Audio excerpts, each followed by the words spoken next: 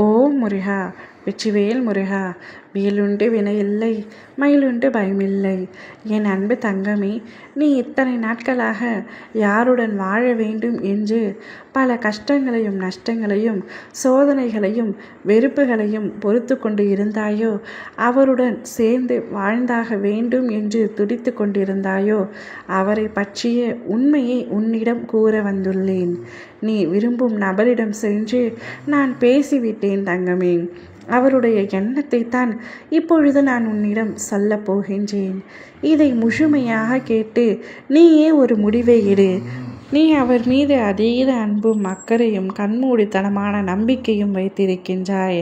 அதே அளவிற்கு அவரும் என் மீது அதீதமான அன்பு வைத்திருக்கிறார் என்றும் நம்புகின்றாய். ஒரு சின்ன மாறுதல் அவரிடம் ஏற்பட்டாலே உன்னுடைய கண்கள் குளங்களாக மாறிவிடுகின்றன.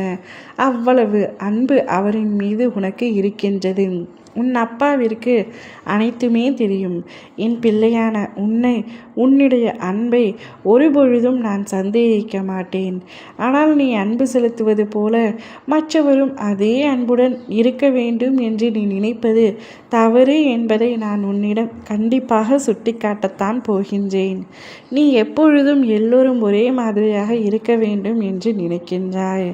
ஆனால் இந்த கலியுகத்தில் அப்படி யாரும் இருக்க மாட்டார்கள் என்பது என் பிள்ளையான உனக்கு எப்பொழுது புரிய போகிறது என்று தெரியவில்லை தங்கமே. நீ உயிருக்கு உயிராக நேசிக்கின்றாய். ஆனால் அவரும் அதே அளவிற்கு நேசிக்கிறார் என்று தவறாக நினைத்து கொண்டிருக்கின்றாய். நீ காட்டும் அளவிற்கு அன்பை அவர் உன்னிடத்தில் காட்டினாலும் அவரின் மனதில் பல குழப்பங்கள் இருக்கின்றது. அவர் உன்மீது உண்மையான அன்பு வைத்திருந்தாலும் சில சமயங்களில் பலரின் வார்த்தைக்கு நிறைய கட்டுப்பட்டு இருக்கின்றார். அவர் மனதை எளிமையாக பலரும் குழப்பிவிட முடியும். ஏனென்றால் சொல்பத்தியும் சுயபுத்தியும் இரண்டுமே கம்மியாக இருக்கின்றது. குறைவாக இருக்கும் நபர் நீ எதை சொன்னாலும் சரி என்று கூறுவார். அவர் எதை சொன்னாலும் சரி என்று கூறுவார். அப்படித்தான் இப்பொழுது உன்னுடைய துணையும் இருக்கின்றார். அவருடைய எண்ணத்தில் அவருடைய மனதில் நீ முழுமையாக இடம் பிடித்து விட்டாய் என்று நீயாக கற்பனை செய்து கொண்டிருக்கின்றாய். ஆனால் அது அவ்வாறு இல்லை. அவர் எப்பொழுது வேண்டுமானாலும் உன்னை பிரிந்து போக நினைக்கின்றார். நீ பிரிந்து போவதில் அவருக்கு பெரிய வருத்தம் ஏதும் ஏற்படவும் போவதில்லை. ஆனால் என் பிள்ளையான உனக்கு பெரிய காயங்கள் வலிகள் உன் மனதிற்குள் இருக்கும். எனக்கு தெரியும் அவரை உன்னால் மறக்க முடியாது, நினைக்காமல் இருக்க முடியாது என்று.